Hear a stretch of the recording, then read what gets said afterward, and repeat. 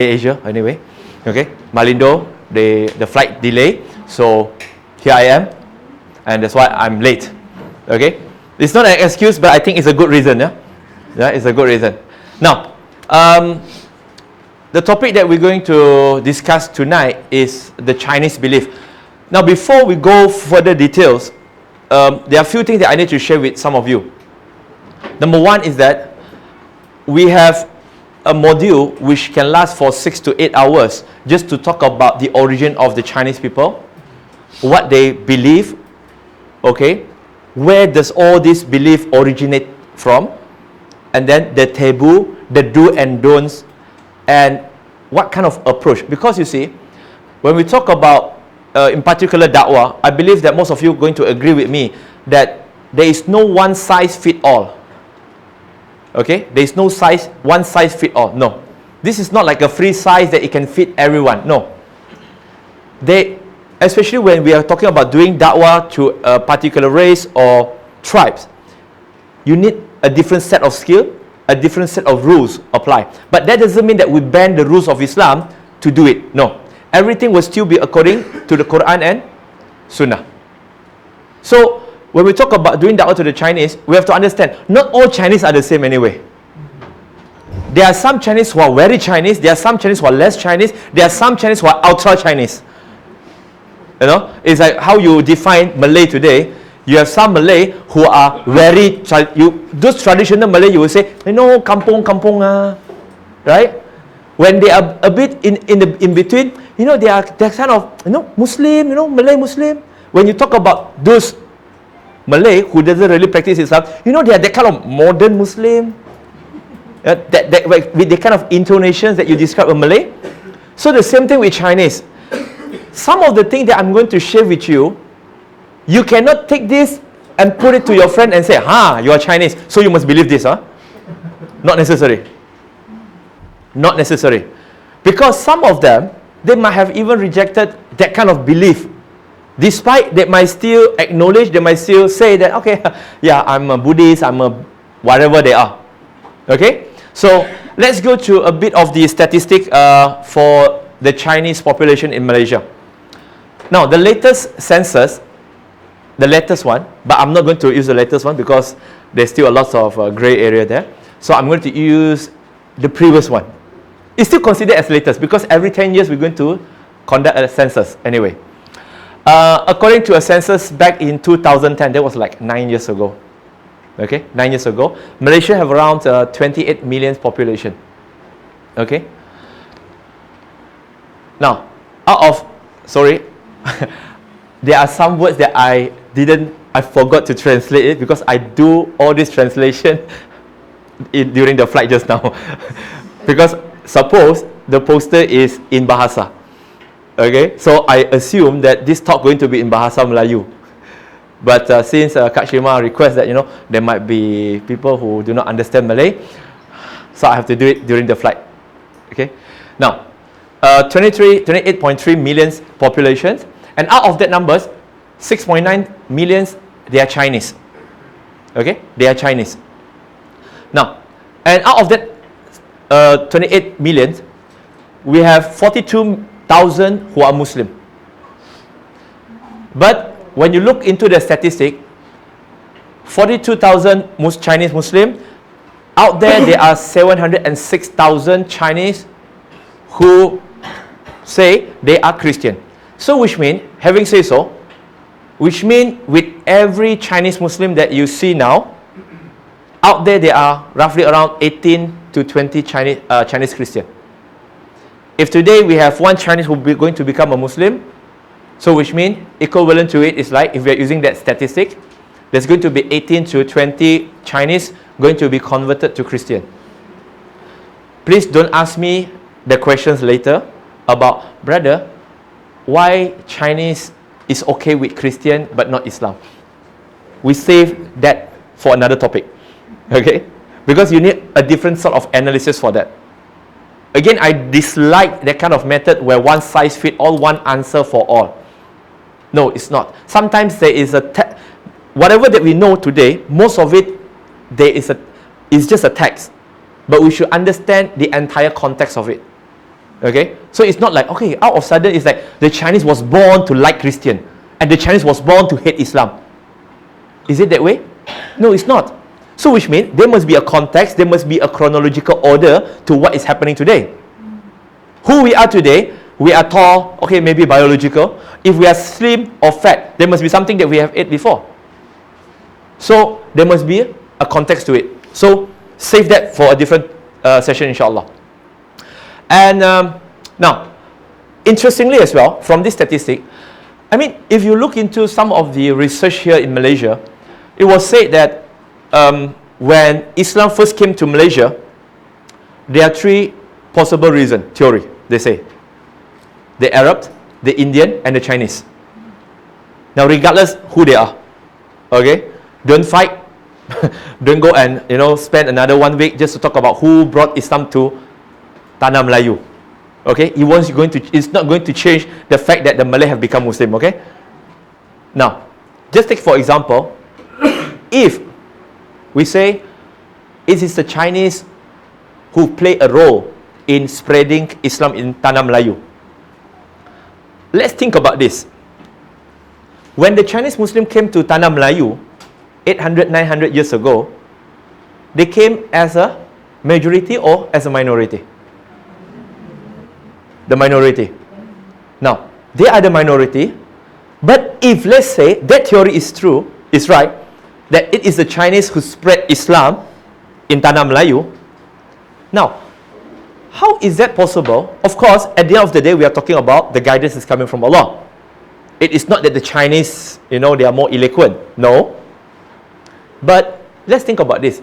If the Chinese came to Tanah Melayu as a minority, but the Malay is the majority, then how is it possible that this Chinese Muslim minority be able to preach to the Malay and end up the entire or majority of the Malay population, they became Muslim? I'm more interested in this rather than in debating something else. There might be few possible reasons for that. One of it is that we are talking about strategy. Okay? We are talking about strategy. Despite they are small in numbers, but if you have a good strategy, you will be able to achieve your goal. But unfortunately, like us today, this statistic, unfortunately for us today, the Muslim, we are around 69% of Malaysia population. 69%. But according to a research conducted by Professor Dr. Osman Chua in his book, Preaching to the Non-Muslim Chinese in Malaysia, page 62, he said, based on his research, 90% of the respondents who are non-Muslim, they claim that they have Muslim friends. They claim they have Muslim friends, but none of their Muslim friends have ever told them about Islam. Now, which means, despite we are the majority, we have the numbers, but we don't have the strategy, or maybe we might not even have the willpower to do da'wah. So this is very important. Rather than looking at these numbers here, there are sometimes that I don't elaborate on the numbers. There are sometimes I'm going to elaborate even further on the numbers, just to make us think. And of course, the Chinese speak multiple different dialect, different language as well.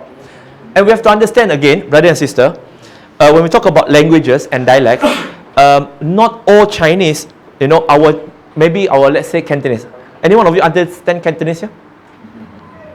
No? None understand Cantonese? Sikit-sikit, that is Malay. Mandarin? Hakka? Hokkien? Hokkien, okay. Now, okay, I just give you an example. Cantonese in Malaysia is quite different from the Cantonese. Not everything, but there are quite significant differences between Cantonese in Malaysia and Cantonese in Hong Kong.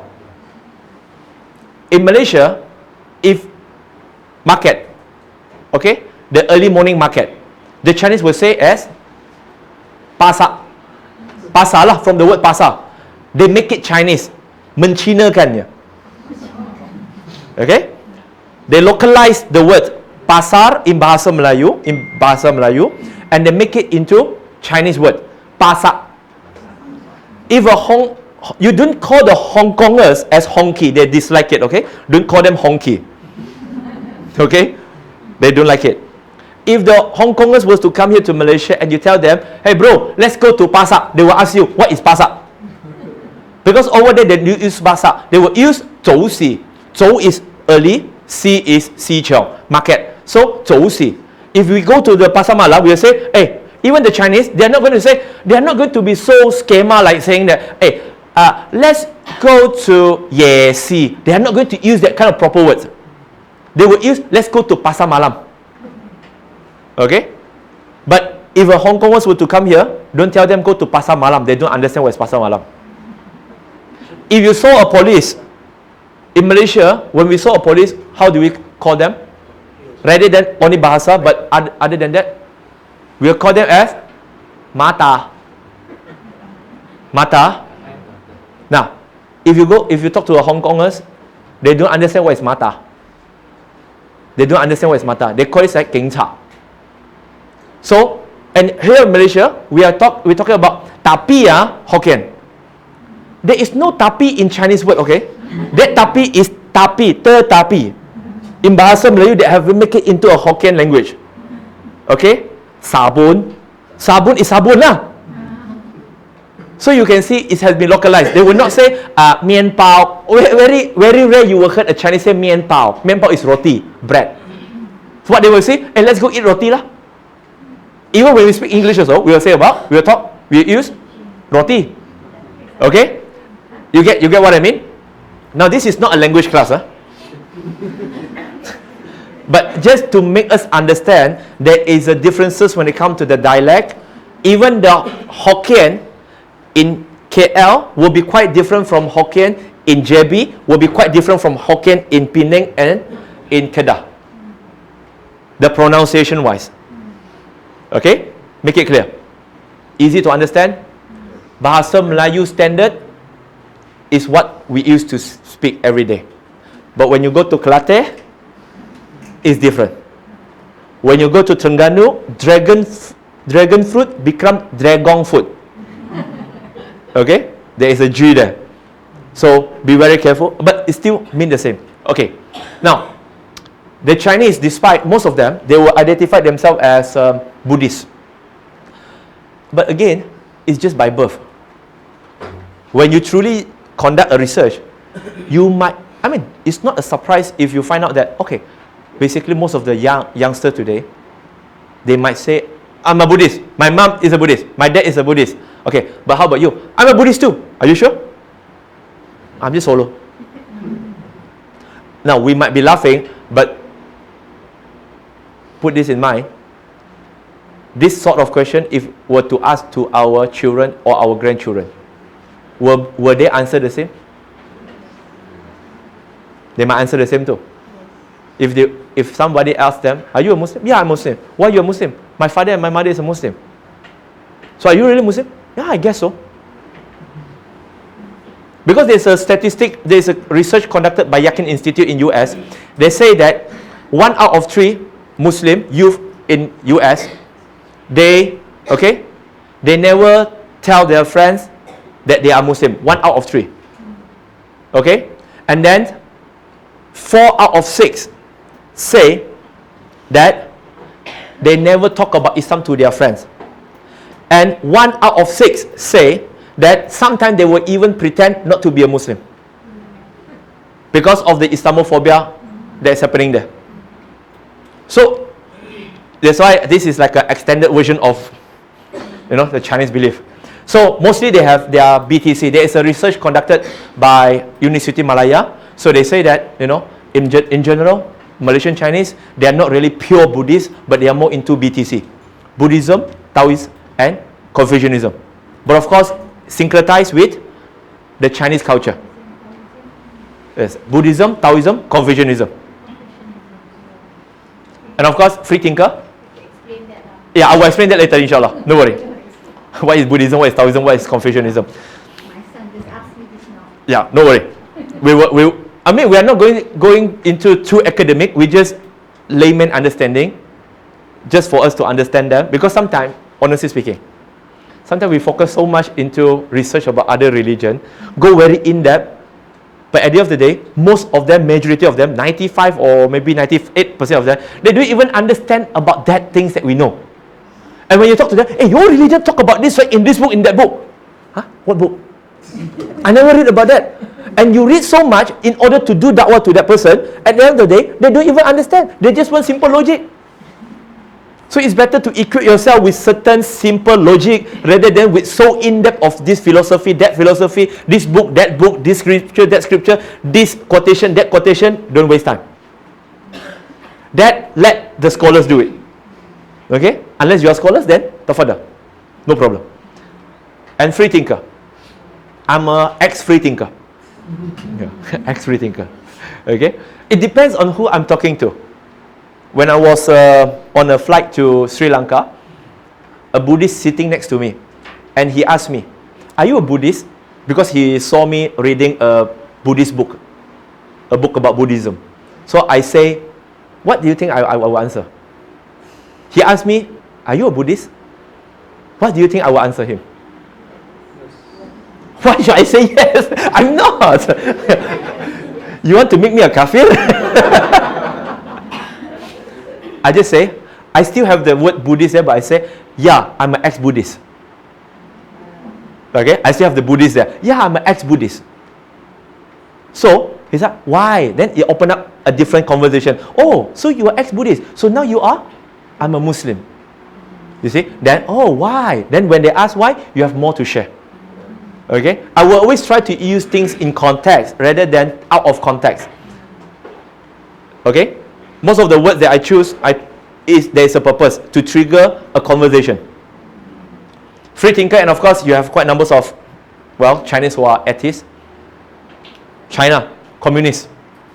Okay? So, atheists. Done for this statistic. Now, let's go into the real deal, which is agnostic is like in between 50-50. I'm not so sure. I'm not so sure. Do you believe in God? I think so. What do you mean you think so? It's like I met a Malay boy. He wanted to renounce Islam. So he asked me a lot of questions. So before I answer him, I asked him question. By the way, do you believe in God? He said, maybe. That is not the answer that I want. Then I said, what do you mean by maybe? Yeah, I think maybe. Then I asked him, if people ask you, are you male or female? Do you answer maybe? If people ask you, have you taken your dinner or not? Maybe. There's no uncertainty. It's either you believe or you don't believe. Okay? If you say, I'm not sure, okay, I'm still fine with that. But you say maybe, that is unacceptable. Okay? So agnostic are those people who are like in between. They are neither a believer or neither. They can be convinced there. Fine. Okay. Religions. Now, a lot of people thought this is something very interesting. Most of the argument talking about, we as a Chinese, I used to get that too. How many Chinese revert here? 1, 2. Okay. So you didn't understand Cantonese? You understand Cantonese? Do you understand Cantonese? You understand Cantonese? You understand Cantonese too? No. Mandarin? Hokkien ah? Ayo, si liao lah, ni kuan. Okay, no problem. Now, you can ask those Chinese who have become Muslim. You ask them, okay, this is another Chinese Muslim. Yeah. He became Muslim because of his friends say that you kafir masuk neraka. Not because what his friends say, by throwing his accusation, you as a disbeliever, you go to hell. Not because of that word, he immediately ashhadu an la ilaha illallah. No. But because he was so angry that his friends say, how can you say that I will go to hell? I'm better than you, man. But because of that word, which is quite harsh, trigger him to go and think and do research. Alhamdulillah, he became Muslim. Okay? So sometimes we should not easily judge other du'at, other da'i, when they say words that for us seem harsh. Because you must understand who they are talking to, what kind of context they are referring to. Sometimes there are certain words that you have to use a bit stronger words. As long as it's not against the Quran and Sunnah, why not? So, udu'u ila sabili rabbika bil hikmah, not necessary only to be gentle all the while. All the way, no. Sometimes you have to be firm. Okay? Now, over here, interestingly, the Chinese, they will always tell their children, those who want to become Muslim, they will say, we Chinese, we must follow ancestor religion. Am I right? We must follow our ancestor. We are Chinese. We must be a Buddhist. Am I right? You know what? What is the problem with this statement? Make a guess. This is not going to be a one-way lecture. This is going to be a two-way. But of course, I'm not going to ask you guys to come in front and give lectures. Now, you know what is the problem with this statement? I'm sharing with you guys so that this is not only another lectures that you attend, another information. Okay, I know this now, I know this. This is not what you know, but how can you make it into a practical way to practice it? The problem with this statement is, now, the ancestors may not be right to us also, good also. They may be bad also. no. The problem with this statement is that we as a Chinese, we must be a Buddhist because Chinese is Buddhist by tradition. But the problem is Buddhism only exists for 2,600 years. Buddhism only exists for around 2,600 years. But the Chinese always claim, that they have 5,000 years of civilization. So how about the 2,400 years? What do they worship? Why do you stop at Buddhism? If you talk about ancestor, don't stop at 4 level or 5 level. Go all the way. You get what I mean? Even Taoism, and the best thing is, Buddhism, the founder, he is not a Chinese. I would not say he's a Hindu, because the Buddhists will not like it, but the Hindu will acknowledge it. Okay? So, either way, I will say that he is not a Buddhist, he is not a Chinese. Easier. That is clear cut. For sure, he's not a Chinese. Okay? For sure, he's not a Chinese. This one will debunk another argument that when you become a Muslim, you become a Malay. Why? I will use the same argument and I say, so since you are a Buddhist, why not you refer yourself as an Indian? Since Siddhartha Gautama Buddha, he himself is an Indian. So when you become a Buddhist, do you become an Indian? No, you are not. You're still who you are. So why when someone become a Muslim, you say and you accuse them to be a Malay? So, logical fallacy over there. Okay, let's look at, now any one of you, the Iman is still strong after looking at this? Because I have to check, because sometimes, there are people who say, no, I'm afraid I cannot see that. Okay? Siddhartha Gautama, there are few, each of it, there is a symbol, there is a reason for it. But again, we are not going in depth for that, okay? Don't ask me, brother, how about this? How about this? Don't ask me, Ask me something that have benefit for your da'wah. Those aren't information, just another information. Okay, in brief, the founder of Buddhism is Siddhartha Gautama. His name is Siddhartha Gautama. He was from the tribe of Sakyamuni. He was not known as Buddha, because Buddha in Sanskrit mean the ones who are enlightened, who attain enlightenment. Okay? Enlightenment. So it was said, and again, what I'm sharing with you now is a general understanding, because there are few versions of who Siddhartha Gautama is. There are few versions. So I'm going to share with you one of the most popular, but again have to understand, sometimes something which is popular might not be true. Okay? Sometimes something which is popular might not be true.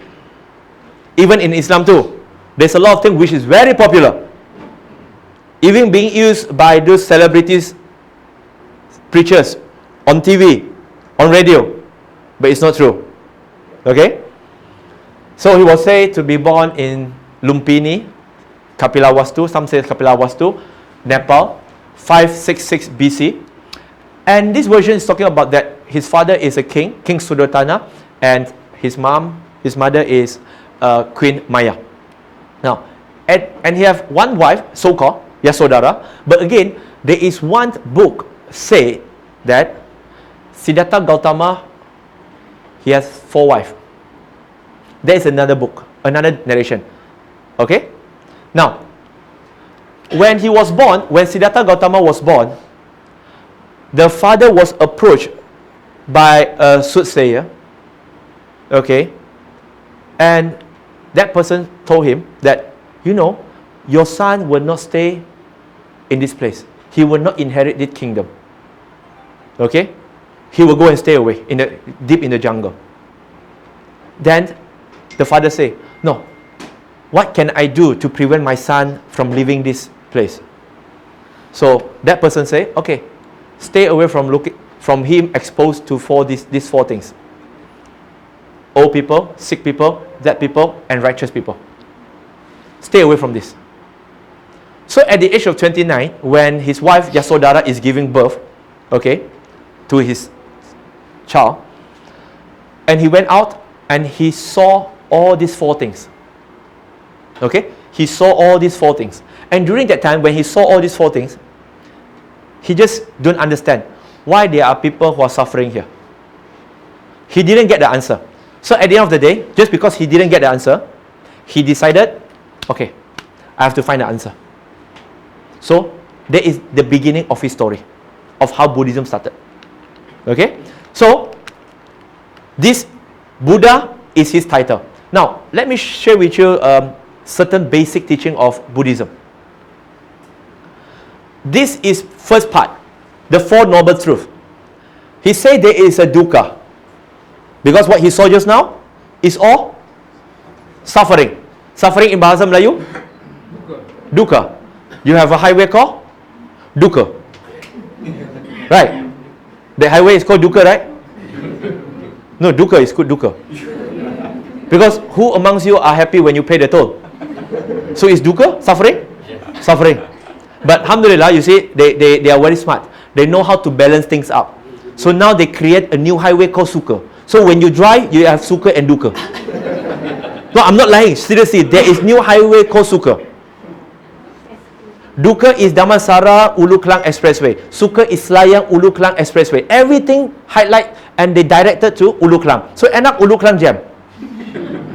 Okay? So after Sukha Dukkha, I do not know what other highway they're going to come up with. Maybe Onak dan Duri?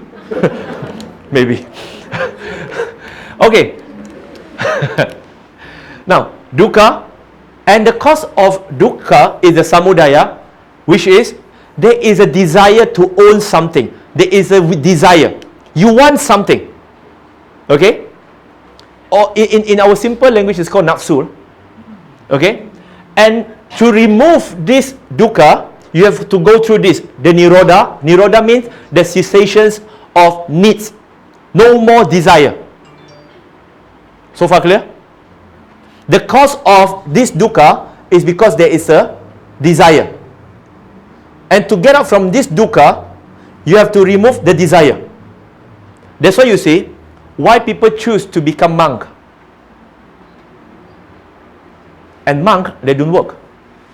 Monk only depends on the public donation. And monk don't get married. Why? Because there is a desire. When you have desire, you are attached to it. When you attach to it, you will never get out from that dukkha. People are suffering because they have some attachment to the world. Now, this is the part where it gets interesting. Why do I say so? We are here not to criticize any other religion. Yes, we are Muslim, so therefore, of course, we're going to promote Islam too. But again, when you look at this, Islam is very balanced religion. Why do I say so? Because if this, okay, yes, I'm speaking there. Yes. If you see, like in Catholic, did the priest marry? No. Why? Because women are not pure, according to them. Now, if you want to get closer, you want to get out from this suffering, you should not have attachment. Certain religion will teach and will say that, don't get married. It's not good when you have attachment. Once upon a time, there is a fatwa from the Catholic where, you should not even have sexual intercourse with your wife unless for procreation purpose. Which means you cannot even enjoy it. Now, the thing is, a lot of people do not appreciate the beauty of Islam, even amongst us as a Muslim. Islam, even your relationship, your sexual relationship with your wife is called as ibadah. You are gaining rewards and good deeds for that. That doesn't mean that, just because you are married, so therefore you cannot get closer to Allah subhanahu wa ta'ala. No. And one of the way that you get closer to Allah subhanahu wa ta'ala is that you do something which is haram the halal way. That is ibadah. Because out of fear of the punishment of Allah subhanahu wa ta'ala. Islam doesn't say, oh, you should not touch women. No, you can touch. You should not touch a man. No, you can touch. Why not? Touch someone who are halal. No problem. It's okay because Allah created us with a natural fitrah. So there's nothing wrong to it. We love money, no problem. But just make sure the wealth that you have is in your hand, not in your heart. No problem. Don't let the wealth that you have control your heart. Okay, no problem. Islam is quite balanced on that. Okay, that's why you might know there is a hadith where the Prophet ﷺ, when he was absent, 3 companions went to him. You guys heard about this hadith before? Yeah. Some of you, yes, some of you know. Now, 3 companions went to Aisha and asked, oh Aisha, can you tell us how was the ibadah of the Prophet ﷺ? So Aisha said, oh, the Prophet fast and he break his fast. The Prophet pray and he sleep. Okay? That is his lifestyle. And these 3 companions say, hey, this cannot be, man. He is a Prophet. I have decided that I'm not going to marry. Because woman, this is what they say and not what I say. I just repeat, okay? So don't get angry at me. Okay? It will disturb my attention, it will disturb my focus. No woman in my life. I will pray and I will never sleep at night. I will fast and I will not going to break my fast. And this news reached the Prophet ﷺ, and the Prophet went to the mimbar and said, verily the one who fear Allah and the one who know Allah the most is me. I pray and I sleep. I fast and I break my fast. And I'm married too. And this is my way, this is my sunnah. Whosoever who didn't follow this is not part of my ummah. It's balanced. Doesn't say, oh, okay, even when you have nazar, there are certain things that you can do, there are certain things that you cannot do too. So you can see that learn more. When you learn more about something like comparative religion, you will start to appreciate what Islam is all about, inshallah. Okay? Now, then there is a way how you can get out from this suffering. Okay? By removing the desire. How to remove the desire? 8-4 path. Now, I would like you guys to look at this and see which part of it which is contradict to the teaching of Islam. Okay. Yeah. This is good? Okay. You guys can have the slide, no worry. You don't have to take pictures. Okay? It's okay. I can give you the slide. Most of my... Oh, you can't see, no problem. Okay. So, now, right view, right thought, right speech, right mindfulness, right action, right livelihood, and etc. Which part of it which is against Islam? Illiterate. Is it against Islam? No. Or will you agree with me if I say that indeed this 8-4 path is very Islamic? Yes. Now I'm using the terms Islamic to familiarize us with the terms Islamic, because a lot of time I found out that people, when they say something Islamic, it must be something in Arabic or something in Malay. Okay? Not necessary. If I ask, what kind of Islamic food? Any food which is halal. What is Islamic dress?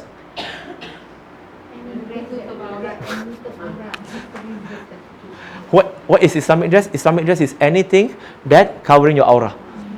Okay? What is Islamic transportation? Do you do the iqamat there to the transportation? No. We have to open up and broader.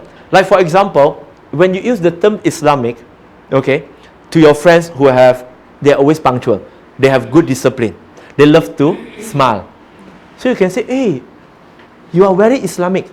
They will be surprised, no, bro, I'm not a Muslim. Why do you say that I'm Islamic? I'm so and so. Then we can say, no, you know why I'm saying that you're Islamic? Then they must ask why. Because when you smile, the Prophet Muhammad, peace be upon him, and don't say Sallallahu Alaihi Wasallam because they do not understand. They think when you say Sallallahu Alaihi Wasallam, you are cursing them. So avoid from that. You see, try to avoid as much as problem. Okay? And say, because the Prophet say that smile is a charity. So you are very Islamic. So in fact, your lifestyle is very Islamic. You see, it's like they think from here to here, Islam is very far away from them. They think Islam is something like very alien. Do you know how Islam was spread in China anyway? Islam was spread in China through the scholars who do a comparative religion by writing a books about similarity between Islam and Taoism and Buddhism value and Confucianism value. So when they see, hey, Islamic teaching and our value is similar. It's similar. So they have no problem to adapt to it. You bring the gap closer and closer. It's easy for them to walk over rather than to jump over. You see? No, it's just a walk over. So make them familiarized with the term Islamic. Like a few years back, we met a Buddhist girl. She loves Islam, but she is a very good Buddhist. So she asked us few questions, and then eventually she believed in God, blah, blah, blah, blah, blah, blah, blah. Alhamdulillah, good. And then we asked her, so what really stopped you from being a Muslim? She said, but I love Buddhism teaching. I just cannot, leave everything. I've been trained since young, and now all of a sudden, I have to leave all these things. So what we did was, we say, now, you believe in 5 precepts. You believe in 8 paths. And then we mention everything. Yeah. Do you know that all these things is very Islamic?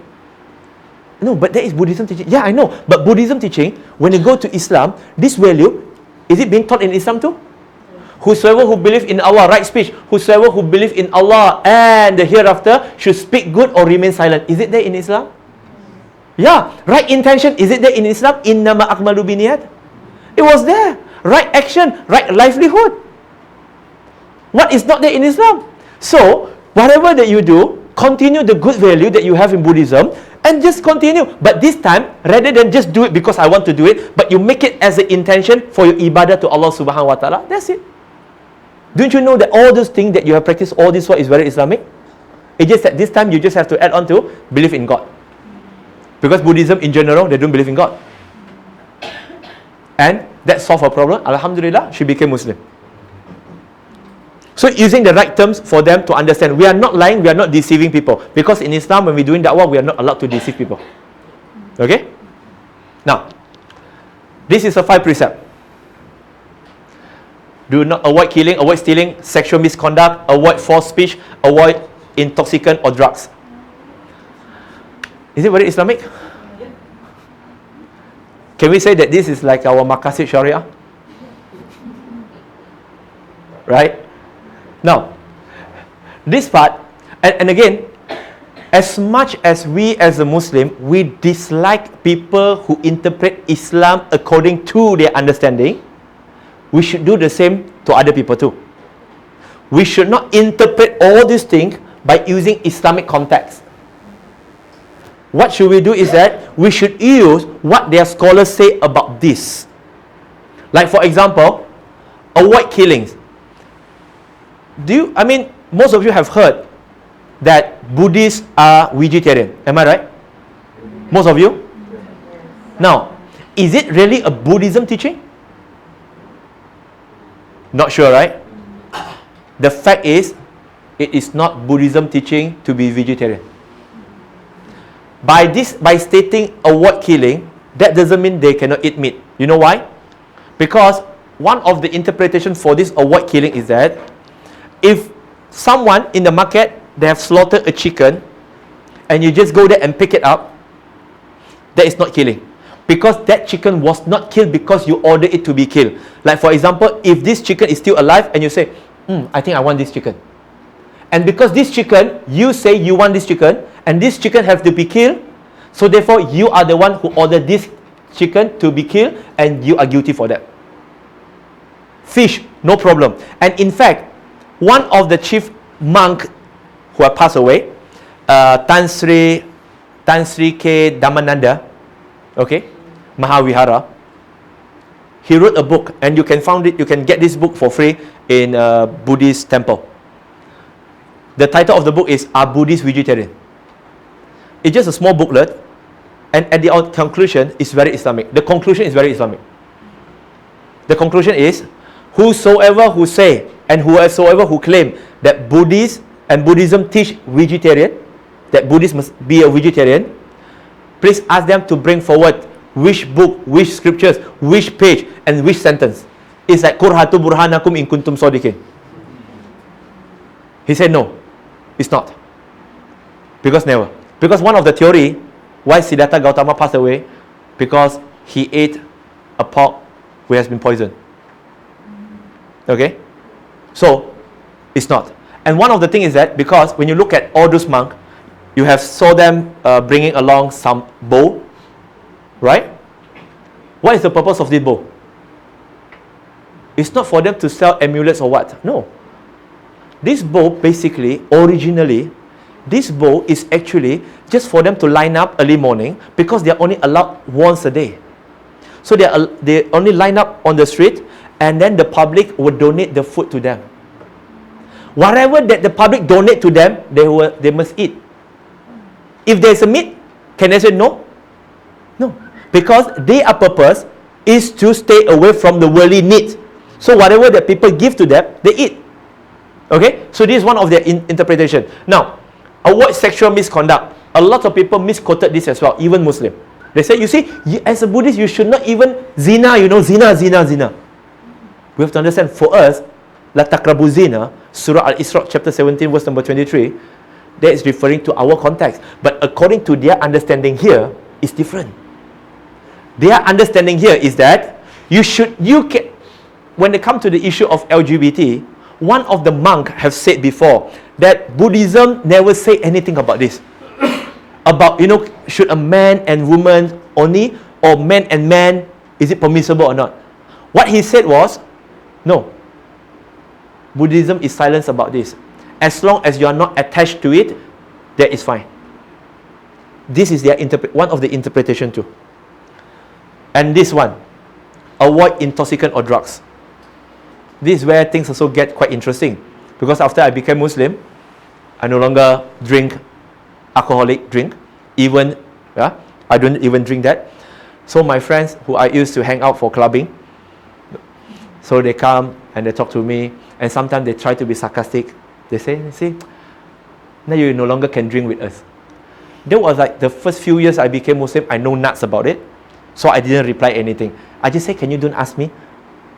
I don't drink because Islam said don't drink. Yeah lah, that's why you become Malay already lor. Whatever. I don't know how to reply. Let it be. But then once I have learned about comparative religion a bit, now I know. So when I meet them, and the same person came to me and say, oh, now you got beard already, you see, you already become Malay already. I don't know why, anything related to Malay. Never mind. We will talk about the beard later, inshallah. Let's talk about the alcohol part. And then, now you cannot join us for drinking already. Yeah, how? I say, are you a Buddhist? Yeah, I'm a Buddhist. I say, you as a Buddhist, not supposed to drink too. Do you know what is 5 precept? What precept? What precept? He asked me back, what precept? I say 5 precept. 5 precept. Do you know 5 precept? 8 4 path? 4 noble truth? What? He don't know. Fine. I say 5 precept. The last one is that you should avoid intoxicant. It's okay. Drink a bit. Not getting drunk is fine. Should be fine. No problem. I say, do you know what? According to Master Xing Yan, he said a Buddhist should not even drink a single drop of alcoholic drinks. So actually, you are going against Buddhism teaching. You and me supposed not to drink. He said, but it's okay, drink a bit. As long as you are not getting drunk, it's okay. But I said the problem is, your scholar interpretation, they never say, drink a bit, it's okay, tak ada mabuk, tak apa. No. So then they keep quiet. I mean, this kind of answer is for us to educate them. Sometimes they think Islam is so difficult. This one cannot, this is haram. No. If you really study, if you really follow religion, you will realize Islam has lesser do and don'ts compared to others. As long as we follow. We don't ban the religion to follow our whims and desire, because Islam means submission. You submit to the law, not that the law submit to you. Islam, Quran was revealed to change people, not to be changed by the people. We should understand that. If you want to make Islam really easy, and for me Islam is easy enough. I never heard anybody who died because of fasting. I only know people who die because of overeating. Did Islam ask you to torture yourself? Did Islam ask you to pierce yourself? No. Islam never said that. To get closer to God, you don't have to pierce yourself. You don't have to harm yourself. No. Islam prohibit you to do so. Islam have more flexibility. Trust me. You do your own research. Okay?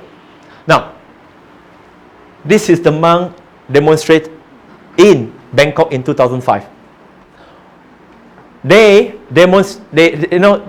held this demonstration to object the listing of an alcoholic company in their stock exchange, because not Sharia compliance, according to them.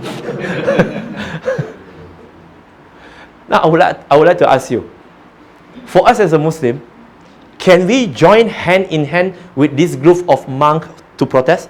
Yes. Yes. Why? Same value. Same value. It's the same value. I mean, some of you might agree, some of you might disagree. But Islam teaches to be very objective. Not because that you hate this group of people, because there are certain things that you dislike, therefore you cannot work along with them. No. Something that I don't agree, I don't work with you. But anything that you fighting for that I agree with, I have no problem and I will go all out with you. The problem with us, let me share with you.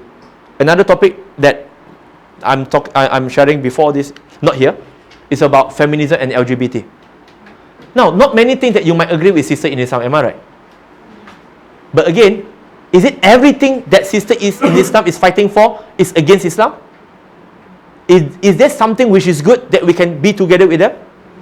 Yes, but we are not with them. So therefore, the real Islamic organization, women Islamic organization, they are being perceived as they are not defending the right of a woman, but someone who are like sister in Islam is the one who are at the forefront.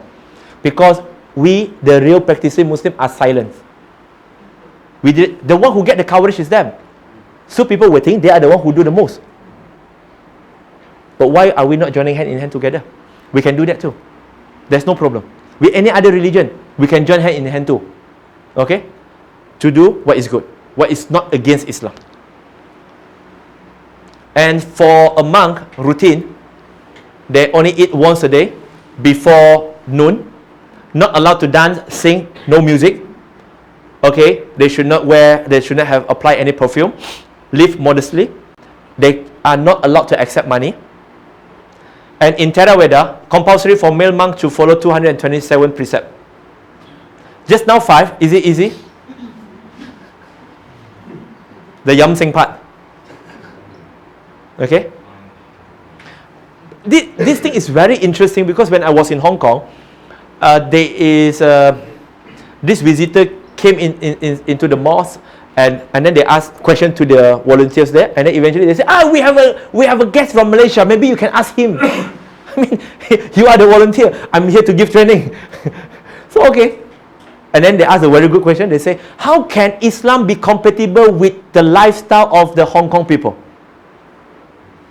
How Islam can fit in? Now, how Islam can fit into the lifestyle of Hong Kong people? When you look at their lifestyle, can Islam fit in? Is Islam suitable for them? We can answer yes, but what is the justification? So I go back to Chinese history. I say, are you referring to Hong Kong people, meaning that the Chinese people, the Chinese lifestyle and the Chinese value? They said, yeah. Because majority of Hong Kongers are Chinese. So I said, number one, last time, Chinese people, we don't go out with opposite sex when we are not married. You are not allowed to. Am I right? They say, yeah. And there is a punishment for that, capital punishment. They say, yeah. Islam say the same thing. Because she asked me, why Islam say that, men and women cannot sleep together before they get married? I say, even as a Chinese, you are not supposed to. When these things start to change, these things start to change only in the late 80s, early 90s, when the influx of the Western value is coming in. Okay? If you're talking about, but why the Muslim women have to dress like that? I say, now let's talk about how the Chinese woman is supposed to dress. Let's look into how the old Chinese movie, how the women dress. They wear top, jubah, long one, long sleeve, long skirt. Okay? They might not covering here. Fine. Look, okay, simple. Do you guys watch IP Man? Ip Man lah. If I say IP Man, you guys watch Ip Man? How his wife dress? Most of the time, most of the scene, the wife would dress long sleeve and long skirt. So I asked her back, did the Chinese today follow the Chinese traditional value of dressing code, or they are following the Western style? And then she say, the Western. You see, when you go back to the value, I mean, Islam, I say, alhamdulillah, Muslims are very consistent with the value and with the principle. The problem is, you keep on altering the principle and good value to suit what people think you're supposed to be. And that is the problem. One day, you might get naked too. When people say, dressing too much. No, that is not. So, alhamdulillah, we have good 3 hours conversation with the girl and the mother. This group of Chinese, they embrace Islam because they are researcher about Buddhism. And then, in 2012, 7 of them embraced Islam in one ceremony. Because, led by this guy, Alex, and then we call him Iskandar. I don't know why. When someone used to call as Alex, when they become Muslim, the next name will be given to them is Iskandar. Alexander Iskandar. Okay. When it's called Zainal, must be Ada Abidin. When it's Mustafa, Kamal. Right? Okay, fine, no problem. Okay, I'm okay with that. I have no issue. Okay? This is interesting because this guy, Alex, he loves to do research, and he loves to do about Buddhism research. He tried to find a lot of answer. But eventually, according to him, I have the interview, he say, the more he do research, the more question mark he had. He didn't really find the answer. Because too much of philosophy. This is what he said. And he traveled to Thailand, to other part of the world, to learn more about Buddhism. But eventually, he don't really found the answer. So, end up, he go and met Brother Lim Joysun. He go and met Brother Lim Joysun. And he have a conversation with Brother Lim because he's from Malacca. And Brother Lim, sometimes he will go back to Malacca. So, they have good conversation. And eventually, he found out that Islamic teaching, the concept of God in Islam, is so simple to understand. You don't need philosophy. Qul huwallahu ahad, Allahu samad, lam yalid walam yulad, walam yakul lahu kufuwan ahad. Done, khalas. And this guy was convinced with the simple concept of Islam. So what he did was, he went back, he wanted to talk to his wife, to convince his wife to become a Muslim. But without him knowing, his wife also doing research about Islam, so eventually his wife also agreed to be a Muslim. Not only that, before he recite the 2 Shahada, he went and met his friend, this guy, smiling, very happy, okay? Met all these guys, they are all businessmen, executive, okay? It's not that they are jobless, therefore they become Muslim, no. So, he went and talked to them, and all of them, they love to study about religion, and then all of them are convinced with what he said. So, end up, all of them became Muslim in one ceremony. Now, what is interesting about this story is, this guy, he has not even become Muslim officially. But yet, he has started da'wah.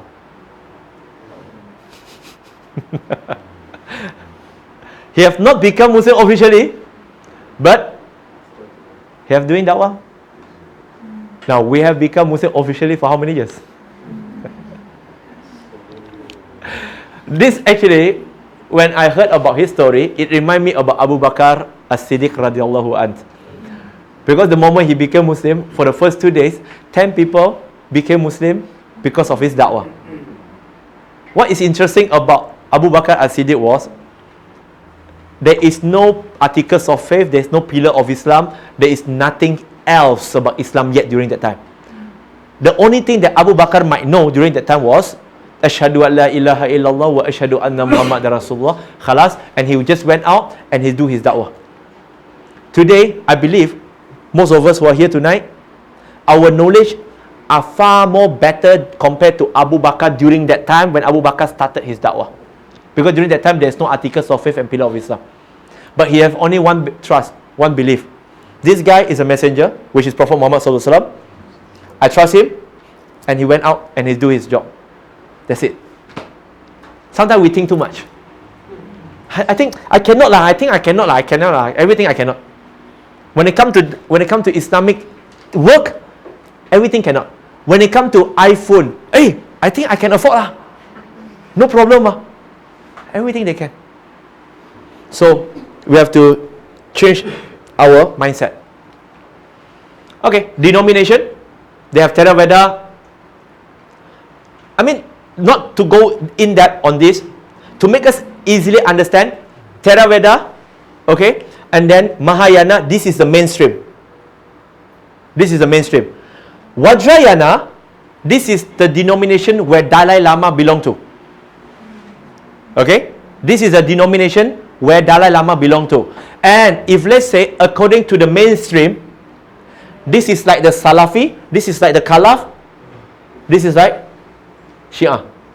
These two are Ahlus Sunnah wal Jama'ah, this is not. To make us understand easy. Okay? Again, there is a reason why I don't want to explain further. Because even if I explain even more, of course, the story is quite interesting here. Because this is the first one who introduced amulets. Because in Buddhism, you are not supposed to have tattoo, you are not supposed to have all those amulets. The one who really first to introduce that, this group. Okay, but that will be entire stories. It's very interesting because their internal fighting is quite, fierce as well, and quite interesting. Okay, the way how they pray.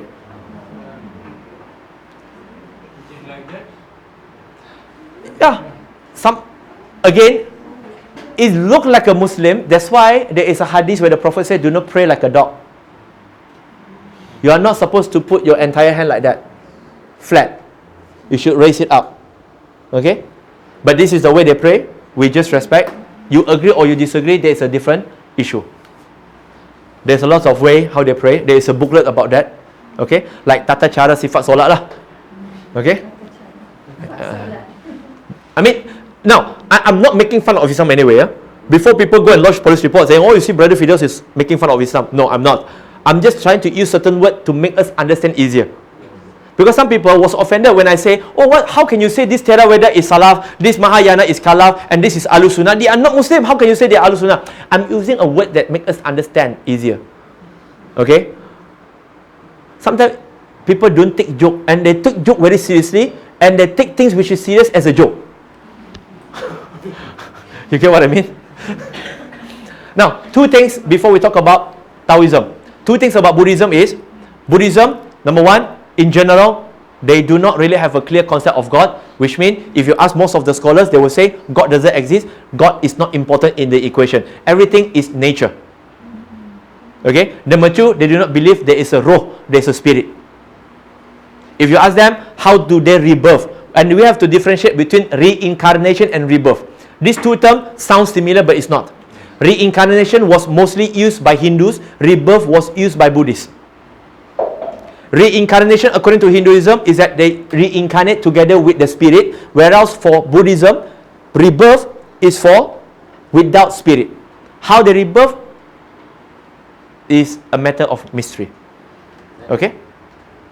Yeah. No, it's just the way how they pray. They are not really prostrate to anyone. Not like to one kiblat or so. No, they are not. Yeah? Okay? It's just that the way how they pray. They don't believe in God.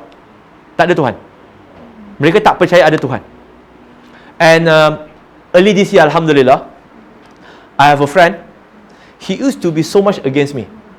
He's not even my friend during that time. He was like, I would say he was like our enemy. No, seriously. Okay? He was like our enemy. Because he kept on condemning what we are doing. But despite he condemned what we are doing, da'wah, okay, but he did say, he did give an intellectual and just dislike it. So eventually, early this year, 1st January 2019, he gave me a good news. He became Muslim. And it's not only that he opposed us, but this guy, he used to be monk before. I posted on my Facebook, okay, but I didn't reveal his identity, just to keep it a secret, okay. And he have the scriptures too. He have the scriptures, and he know how to recite certain mantra too, because he was trained. Okay, he was trained too. So alhamdulillah, when people are open and sincere, inshallah, we pray that Allah will guide them, inshallah. Now, Taoism, nutshell, we saw this before, yin and yang. Yin and yang meaning that there are two opposite things here. Okay?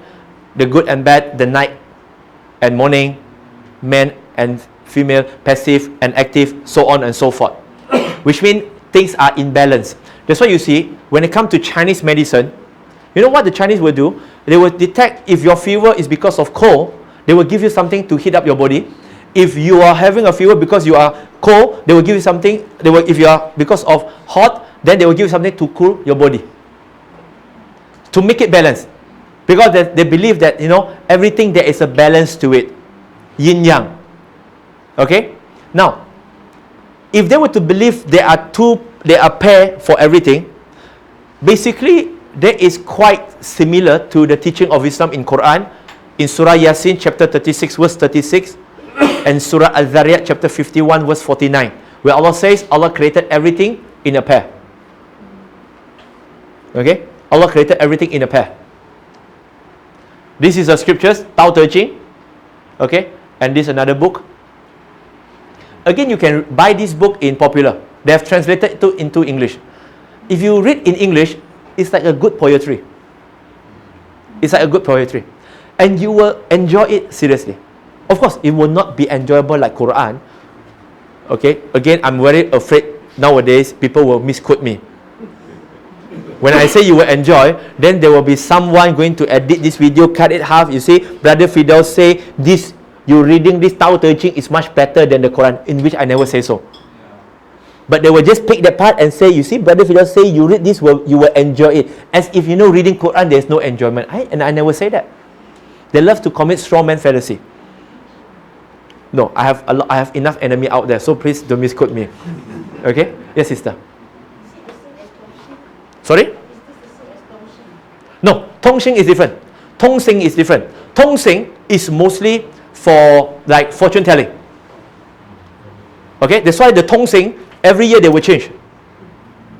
That's why every year when it comes to Chinese New Year, you will have people going on the TV, on the radio. Okay, those who are zodiac, who are pig. This year is the year of pig. Who is born in 1983, 1995? Okay, so you are year of pig. According to the Chinese zodiac.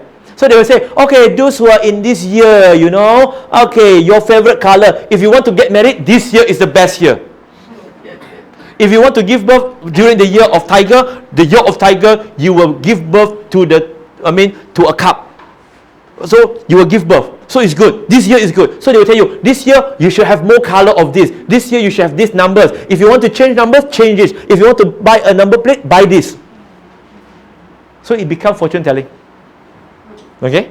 It becomes fortune telling. Well, I have my argument on this. I have my argument on this because I was asked by my family about, I went to this temple, and this is the first time I went there. And then they can make the right guess where I am from, what underwear I wear, what color, and where is my shoe rack, and where is my house, all those things. They knew. Wow, he is so good, man. Then he asked me, how do you explain? I say, Islamically, I can explain very easy. You say, tell me what is your Islamic explanation? I say, this is the work of the jinn. But he know everything. I know. Because the jinn, even before you manage to blink your eyes, they can come back. The story of Solomon. Okay, they can just come back. I said, what? They make a deal. I said, what is so great about that? I said, you know what? Very simple. You want to know this fortune teller is telling you the truth or not? Very simple. You bring them to the same house. You have three of them don't even know one another. Bring them, okay? Bring them to the same house, okay? And then ask them, okay, this place, what should I do? If this is something which is scientifically proven, all of them three will tell you the same thing. Okay? But you will realize that three people will come to you and they will say three different things. Which means this is just a guesswork. If you ask any Muslim, how do you pray? You formalize. You know how to pray. You know the movement. You must know which direction. Okay? If you ask them, how do you do azan? They will not guess. I think the azan should be this way. No. They will tell you, what is the source of Islam? Oh, the Quran and Sunnah and the Ijma and the Qiyas and whatsoever. Layman terms, they will know. But if you ask three fortune tellers to come, they will tell you three different things. That's why the Chinese have a saying, Feng Shui Lo, Ngak Lei, Sap Lin, Pat Lin. Understand that? You want to translate for me? Just to ensure that you understand Cantonese. So you have to translate for me. Feng Shui Lo, Ngak Lei, Sap Lin, Pat Lin. Orang yang menilai nasib, dia boleh tipu awak 10 tahun, 8 tahun, tapi I never say. He go and continue whatever that I don't say. Okay, meaning that a fortune teller will lie to you 8 to 10 years. Because normally after 8 to 10 years, you have to go back to them, okay, and do fortune telling again. If not, they will close shop. Okay, if you go to Kepong, you will realize there's a lot of small stall. This uncle ape, they will just wear singlet. They will put up something, and then they will put like a palm there, and then they will just do a fortune telling for you. Okay, and sorry to say, I hate fortune tellers. Because of fortune tellers, it almost cost the life of my brother. I hate them so much. Okay, and I hope they don't meet me on the street. Because if they say, you want me to see your fortune or not? I say very simple. Before you do fortune telling on me, I want to ask you one question. Do you know when you're going to die? You don't know. If you don't know what you want to fortune telling, do you know what is the numbers today? 4D? Don't know. If you know, you already become rich, which means you don't even know. You're just guessing. So don't come and mess with me. Get lost. No, I will chase them out. I hate them. Okay? I hate them to the core. Because they are liars. Okay? They are liars. They're just making guessing. That's why they are getting richer and richer. But the one that have go to them, they're getting poorer and poorer. And next time when you tell them, hey, but I follow everything you do, I have a friend. He's so much obsessed with this fortune teller. I follow everything you do. I think you follow, there must be something, some small thing you didn't follow. You see this thing, 1 mm run away already. 1 mm. He's the one who asked them to put there. When you ask me to come, do you believe in me? I think because you don't believe in me, so therefore the effect is not very strong. You must have trust in me. Pusing lah. No. Alhamdulillah. So I don't want to turn this into a fortune telling stories. And I believe that truth can be found in nature. Now, Confucianism. Okay. Gongzi. Okay. This is the founder of Confucianism. Just a brief one. Confucianism teaching, Ren, mercy, justice, manners, and filial piety. Which is Islamic too. Yes. Filial piety. Not the chicken rice shop piety. That's for you to eat. Okay. Now, relationship ethics. Okay. Oh, sorry. I didn't translate, you see. Overlook it. Okay. Father and son, ruler and subject, husband and wife, brothers. Okay. And amongst friends. This is hablum minan nas. When you realize, do you realize that from Buddhism, Taoism, and Confucianism, I'm only talking about hablum minan nas? Yeah, it's only talking about hablum minan nas. Do you find it quite weird? How on earth Buddhism, which is from India, when they go to China, it can fit in perfectly. How? You know why? Because Lao Tzu and Gongzi, they was like living at the same era, 2,800, 2,900 years, and they are teaching about something about life ethic, how to live your life. Okay, the system. Now, good. But then they didn't talk about afterlife. What happened to afterlife? So when Buddhism reached China, and Buddhism, they talk about afterlife, about karma, remember? Okay, about karma, about afterlife, about the realm of existence, so on and so forth. Then, this thing fit in perfectly. And I think last year or a year before, I was invited by the new CEO of Proton, Dr. Lee Chun Rong. Okay, he purposely request for this session to talk about Islam, but the problem is it is Mandarin, and my Mandarin is private limited, sendirian berhad. I'm a Chinese, but I'm not educated in Chinese school.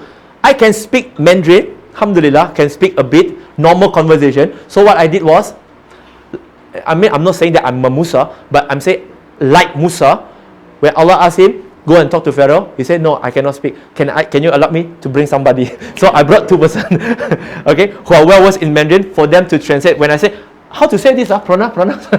So I will explain to them. So Dr. Lee Chun Rong and the top management of New Proton Management, they were there. So I explained everything about Islam principle.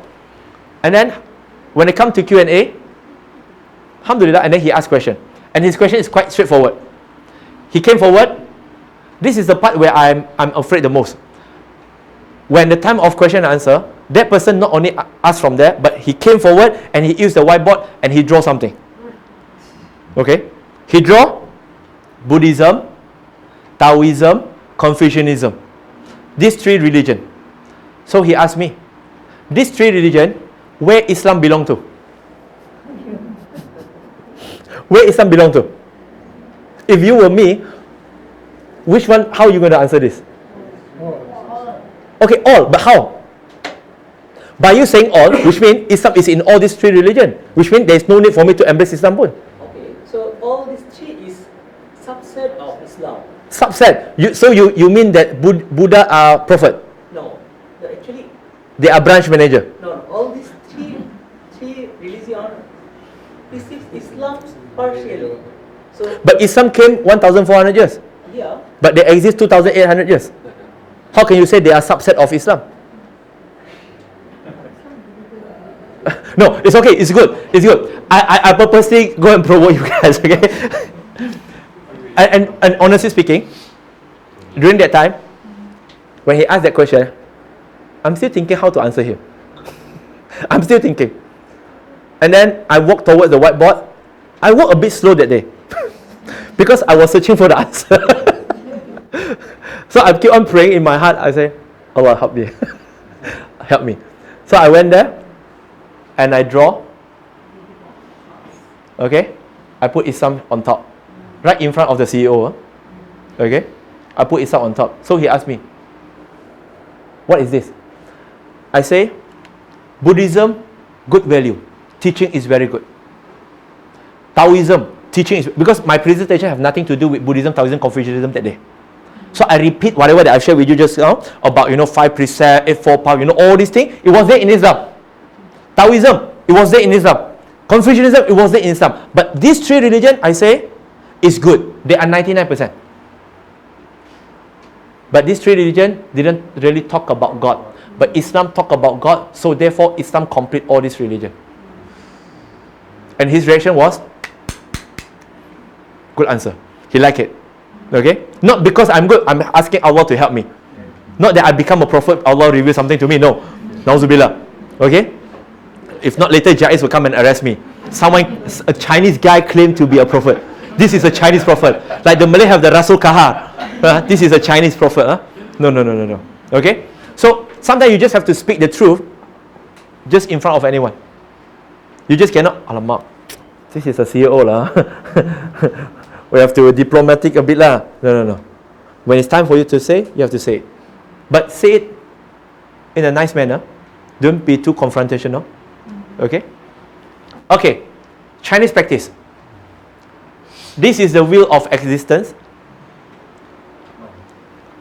Now, they have 36 realms, but in general, they divided into the major 6. The upper 6 and the bottom, the upper 3 and the bottom 3. Okay? You know, just now I mentioned about they're going to have rebirth. Okay? Now, the upper one is that the heaven, okay, the range of conflict, violence here, animals, agony, terror, depressions, frustrated, craving, humans realm. Now, they have 3. Heaven, and then you have this, like all these, not angels, but it's like not semi-angels. It's like a bit like a goddess type. And then they have humans realm. And then the bottom one, they have hellfire, they have animal, and they have ghosts. These 3. So these are the 6 main one. Which means if you get more good karma, it's quite a philosophical explanation. Okay, I tried to put it into a simple layman terms. Is it the same with dosa and pahala, karma? It's not. Karma, according to the explanation, karma is like this. When you commit a sin, your karma will increase. When you commit good deeds, your good deeds karma will increase. So it's like up. It's never go down. It's about accumulating more. But our sin and good deeds, righteous deeds, is different. The Prophet ﷺ says that when you commit a sin, then follow up with a good deeds, because it will erase your sin. Which means it's not the same. Because karma is keep on increasing, but when you do a good deeds in Islam, it will erase your previous sin. Like one solat to another solat will erase the sin in between. One Jum'ah to one Jum'ah will erase the sin in between. One Umrah to another Umrah will erase the sin in between. So it's not the same. Anyway, okay? This one, a different session, because you need at least 1 hour just to explain. No, honestly speaking, I don't want to go into too deep, because if too deep, you guys will get boring. Is it? Yeah, she agree with me. So subhanaka wa bihamdika. So subhanaka wa bihamdika asyhadu an la ilaha illa ant wa astaghfiruka wa atubu ilaik. So that's it. We save for other session. Okay. Kuan Yin. You saw this before? Now, we have to be a bit sensitive with our friends too. Because sometimes we hope people will understand us as a Muslim, but sometimes we don't really pay attention to, we should also understand their sensitivity too. Like for example, some of our friends who worship Kuan Yin, they don't eat beef. Okay? They don't eat beef. So if you pass by your neighbor's house and you found and you saw a pictures of this or a statue of Kuan Yin, so you know they don't eat beef, so you don't go and cook rendang beef and then say this is for you. It's like your friend non-Muslim cook a rendang pork and give it to you. How do you feel? You say, hey, you don't know I don't eat pork. Oh, when you cook beef for them, you have no problem. When people give you pork, you get angry. No. It works both sides. Okay? Islam says that, we should accommodate, we should tolerate one another. That's it. We should respect. You might not agree with that, but it's okay. You might not agree, but it's okay. You just have to respect.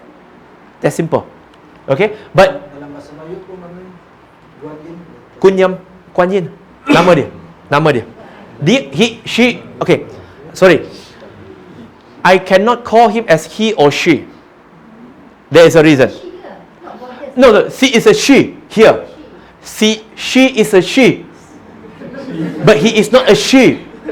But end up he become a she. Okay, let me explain. This is the Chinese version.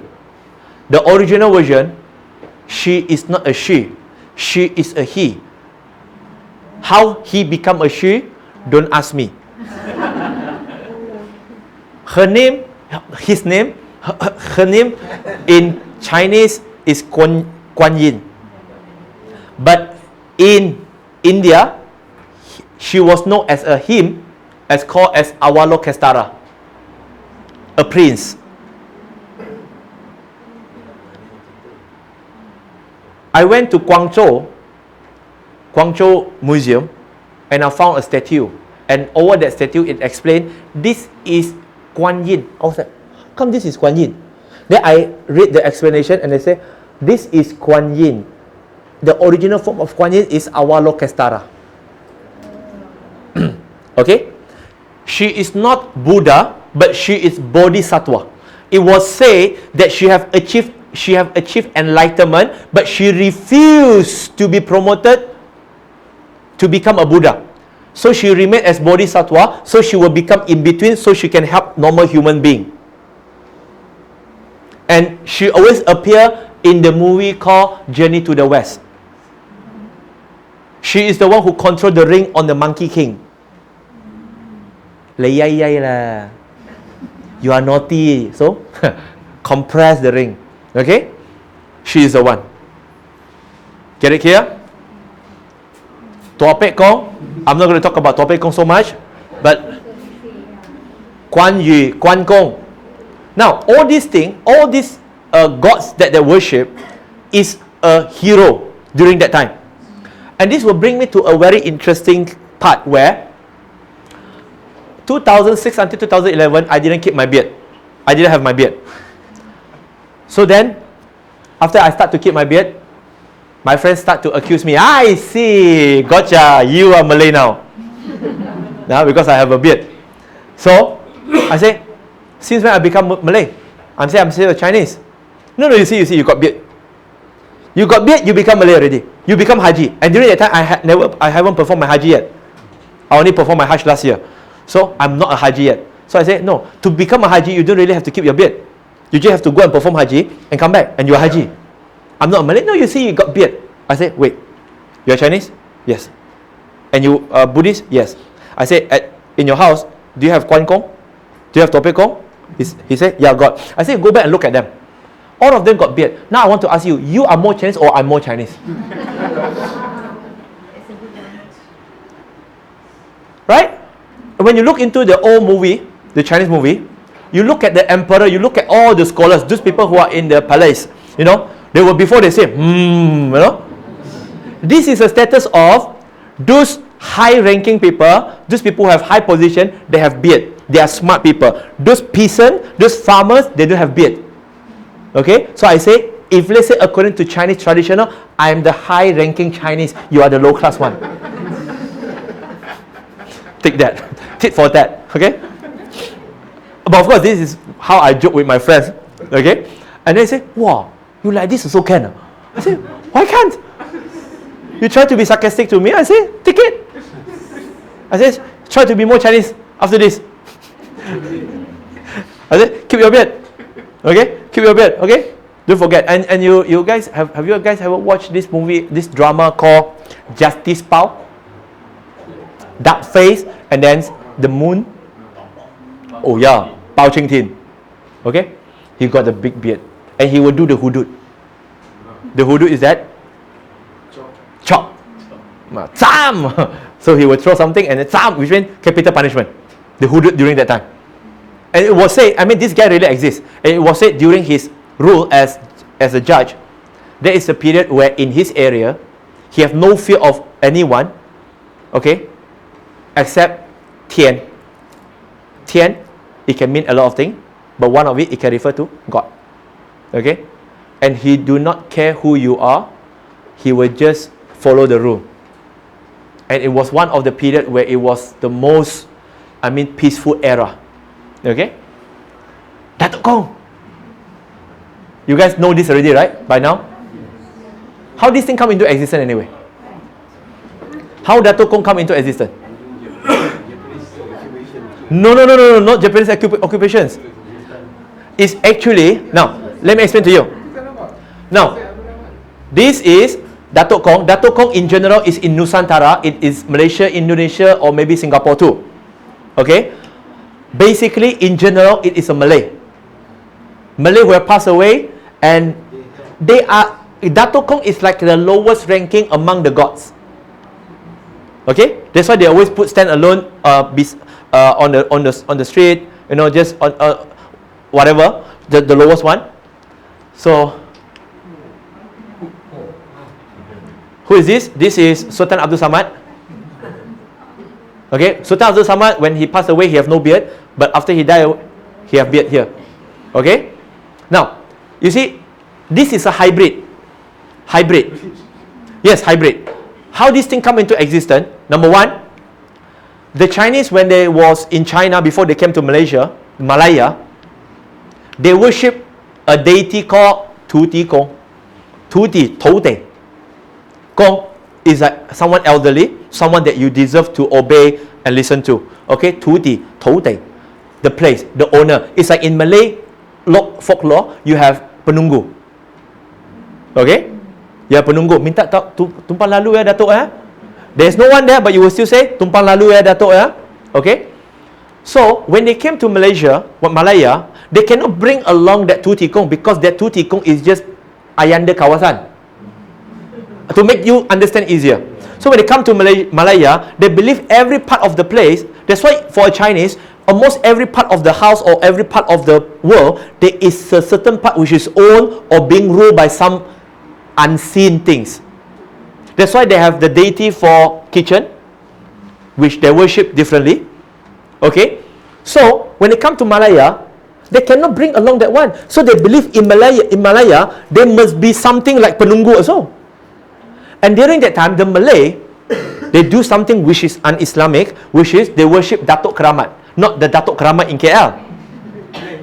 You know Datuk Keramat? They go to the grave, they worship the grave, they ask from the grave whatsoever, Datuk Keramat. So they say, Datuk Keramat. And they say, Tuti Kong Kong. So Datuk Kong lah. So this is the hybrid of the Datuk Keramat and Tuti Kong. And always have to remember, they worship Datuk Kong, they don't offer pork or wine. Because the Malay don't eat pork, only eat halal food. Kentucky, yes. Yeah. Malay don't really eat orange. Malay don't like to peel the orange. They like to drink orange juice with a lot of sugar. Okay? And you have to understand, for them to worship Datuk Kong, okay, as I say, they don't offer pork, they don't offer wine, beer, alcoholic, nothing. And then you can see most of the Datuk Kong, there must be a stairs. Okay? Over here you might not be able to see. Okay, but you can see the stairs here, the step 1, 2, 3. Because the Malay kampung house, stairs, and then the tengkolok, the keris. Chinese don't have keris one. Okay, this one is different. Now even Kapal Singh has become Datuk Kong too. No, seriously, Kapal Singh has become Datuk Kong too. Okay, Tok Guru Nik Aziz Nik Ahmad also have become Datuk Kong too. And when they want to clean up this Datuk Kong, what they need to do is that they have to wear a songkok or unless a kopiah, and then they have to have the tasbih, everything, and then they have to, if let's say, you know, they have to color back, they have to wear all these things. And then there is a process where they will ask something from the Datuk Kong, so they will go to a medium, and the medium will call, for us, in Islam, we call jinn. This guy might not be able to speak proper Malay, but the moment he do all this process already, and then the guy will go and bang the tables. After he bang the table, then Assalamualaikum. He will say Assalamualaikum, and all these people, Waalaikumsalam Datuk, Waalaikumsalam. Surah mari ya Datuk. And if this guy is not wearing any shirt, sometimes they will wear shirt, sometimes they will not. If the one they want to call, according to them, if the one they want to call is something like Sultan or King, they have to wear yellow. Okay? They have to wear yellow. If it's just normal Datuk Kong, then they will just wear baju Melayu. Baju Melayu is a must. They don't wear jubah because the Malay traditionally they don't wear jubah.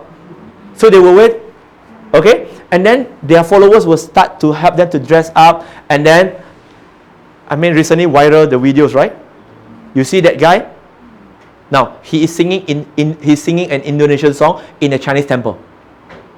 But that guy, when face to face, he cannot speak Malay. Okay, and he has to use translator to translate to say I'm sorry too. Okay, all these things, and then they will ask for numbers, they will emulate this and that. This is what the Chinese believe for Datuk Kong. Okay, a lot of people say no, we should not allow them to worship. I say again, this is what they worship. How can you stop it? So are you going to tell me that we should not allow the Christian to worship Jesus? This is what we don't agree. Of course, we as a Muslim, we will say the good thing if they become Muslim. But since this is their belief, how can we stop? Okay? So you have to understand there are something which is sensitive, not to be oversensitive. This one is an innovation, isn't it? Bida'ah lah. Senang. Habis cerita lah. Not only Datuk Kong. Do you guys know Monkey King?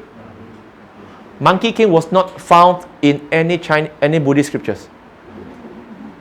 How did Monkey King come into existence then?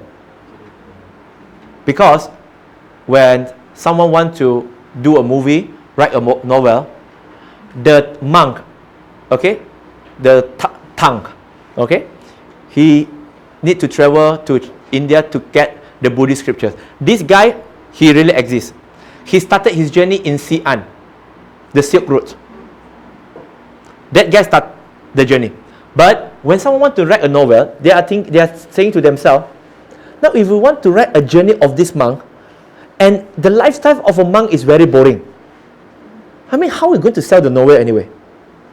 So you have to add on certain fictional characters into it to make the storyline more interesting. So what they do, they put in Monkey King, they put in the very gata pig, okay, and some other characters to travel along with him. And then they make it into a movie, and then eventually people start to believe that this character really exists, and now they even have a temple for Monkey King, which is a fictional characters.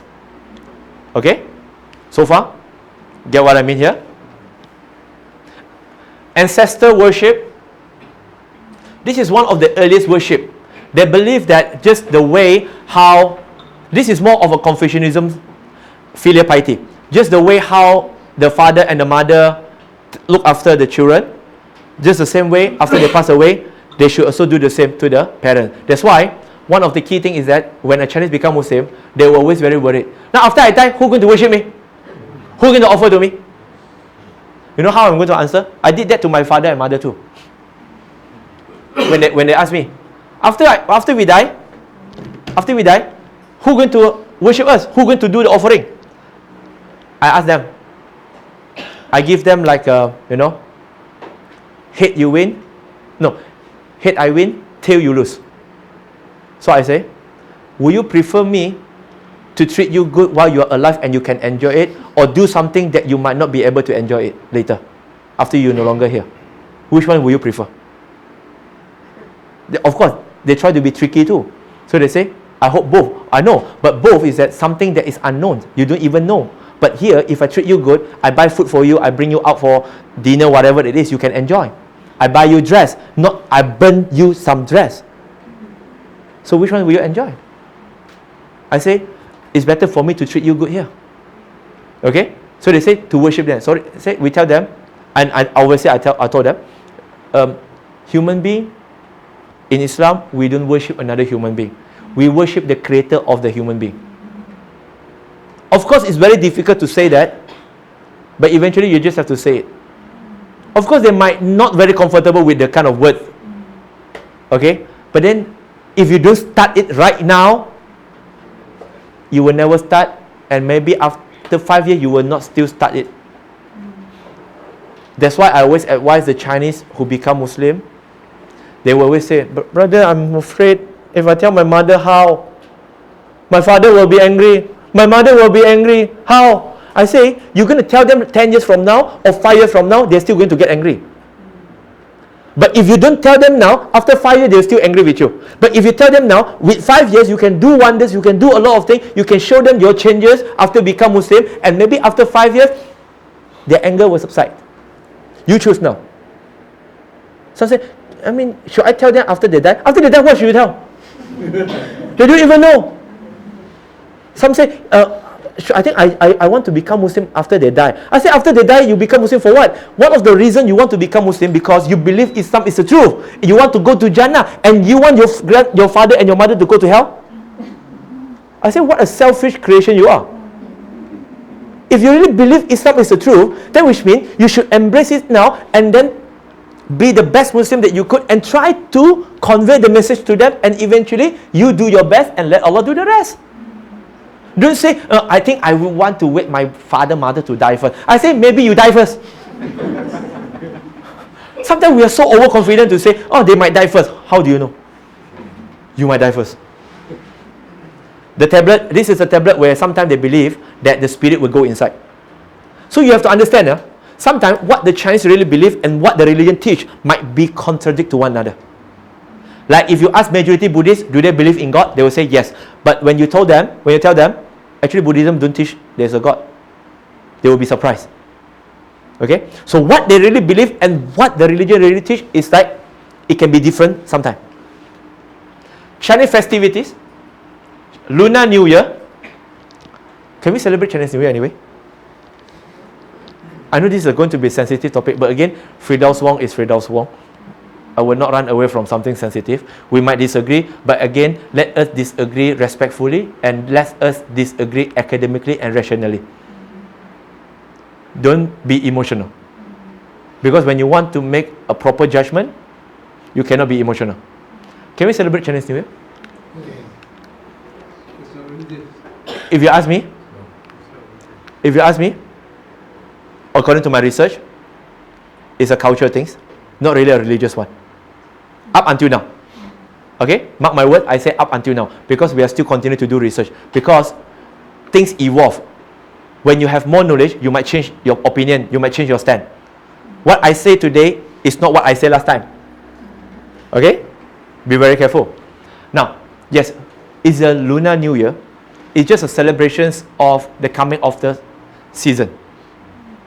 Now, some might argue, but brother, some say this is origin from Taoism. You know what? The problem is Taoism only exists 2,900 years. But Chinese New Year have been celebrated for 3,000, 4,000 years.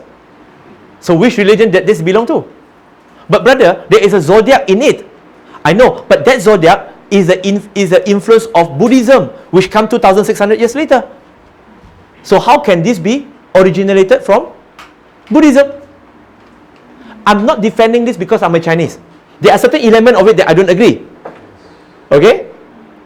There are certain elements of it that I don't agree. So, let's be objective. But of course, I know there are some of our Muslim brothers and sisters who say, no, the Allah subhanahu wa ta'ala through the Prophet sallallahu alaihi wasallam have already said, Allah have bestowed upon you only 2 festivals. The 2 Eid. Fine. I'm okay with that. I agree with that and I respect that. Okay? But again, as a Chinese, even you want to celebrate this as a Muslim, my advice, you can take it or leave it, no problem. My advice is, do not make it bigger than the Eid itself. Do not over-decorate your house more than when you decorate for Eid. Do not celebrate as a Malay that you celebrate more Chinese than the Chinese themselves. Okay? Now, honestly speaking, there are Chinese who after become Muslim, they will do certain things, overdo it, and even during before they become Muslim, they do it that way. But after become Muslim, they try to prove so much they are still Chinese by overdoing it. Like for example, during Chinese New Year, normally, before they become Muslim, their house they will not decorate it. They will say, okay lah, another Chinese New Year what? Okay, no problem what? Okay lah, just let it be lah, you know. I'm not going to stay at home. But after they become Muslim, they try to convince other people they are still Chinese. They decorate their house with so much of lantern and so much of red color. There's no need for that actually. If people want to be convinced, they will be convinced even without that kind of decoration. You never do that before you become Muslim. Why you do that after you become Muslim? It's like Chinese Muslim or Indian Muslim or whatever Muslim that you are. Before you become Muslim, I never saw your face in the temple asking for money. But why after you become Muslim, you go and beg for money in masjid and surau? In which I don't understand. You don't do it while you are non-Muslim. I'm a bit critical on that. Okay. We are accepting their invitation. Yeah, no problem. No problem. But I mean, accepting the invitation, okay, no problem. If you believe that this is a cultural, I have my argument. I have my academic argument on that. I'm not basing it on because I'm a Chinese, I celebrate Chinese New Year, therefore after become Muslim, I must celebrate Chinese New Year. No, I don't do that. I do that based on academic research. We have to be objective on this. Don't do because people do. And don't do because other people tell you don't do. You must understand why and why and why. Even whatever I say today, you should do your own research too. Don't take blindly what I say. Because I'm not here to ask you guys to follow me just blindly. No. I can be right, I can be wrong. And I don't want people to follow me when I'm wrong. And I hope when you guys do your research, you have the right information, you can come back and correct me. Oh, Brother Firdaus, that day you say this thing is wrong. Okay, I'm fine. So I learn in the process. Now, they also give red packet, ang pao. When our Raya, do we give ang pao? Yes. No, we don't. We don't give ang pao. Because ang pao mean, ang is red color, pao is packet, which means it's a red packet. But we give the green color one. So don't be colorblind. This is not ang pao. Color is called what pao now? Huh? Chang pao. If you go to the Chinese shop, they will say, what pao you want? You want the kaya pao?